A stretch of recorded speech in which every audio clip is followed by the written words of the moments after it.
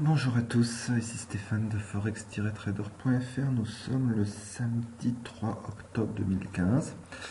Je vais mettre cette vidéo en ligne le lundi matin, mais je vous fais l'analyse du samedi parce que en regardant les principales paires, il ne se passe pas grand chose, sauf justement sur celle-là, sur USD-CAD. Avant de démarrer, vous savez que les investissements sur Forex sont des investissements risqués. Vous ne devez investir que de l'argent que vous pouvez vous permettre de perdre.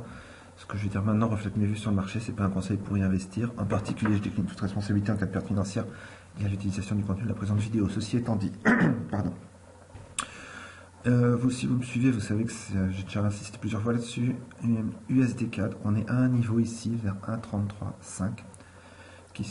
On est sur le graphe mensuel sur les 20 dernières années, depuis 1993. A été testé ici, a été testé là, et est en train d'être testé ici.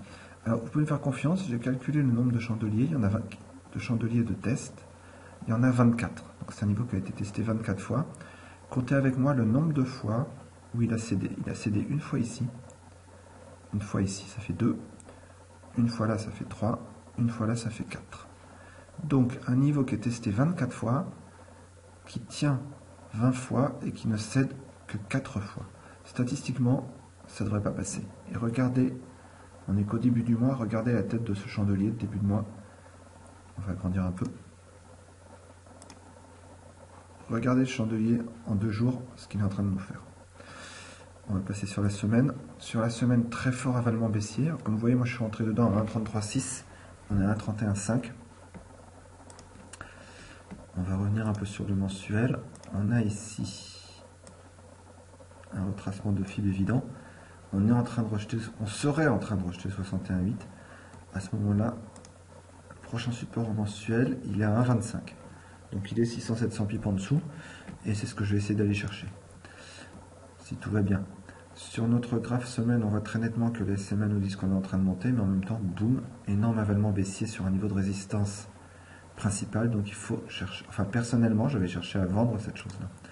Sur le jour, 3 corbeaux noirs très nets. On note qu'on avait déjà, j'en avais parlé, fait 2 pendus ici qui n'avaient pas donné suite puisqu'ils étaient très violemment rejetés. Donc il va falloir faire attention à ce qui se passe vers 1,31 et 1,30, d'accord, très clairement. Notez maintenant comment on va faire pour rentrer dans cette bête là, parce que c'est pas à ce niveau là qu'il faut vendre. Notez le niveau de la SMA 20 jours, comment elle se comporte. Ok, là on vient de la casser, ça peut être une résistance sur laquelle on s'appuie. On va voir ce qui se passe en H4.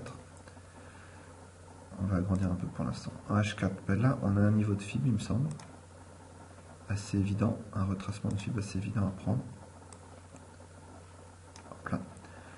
Il est à peu près tenu, donc de manière évidente ici, le rôle de la MAS 200 sur H4 et de la MAS 100, ça c'est les deux résistances qu'on doit surveiller pour l'instant.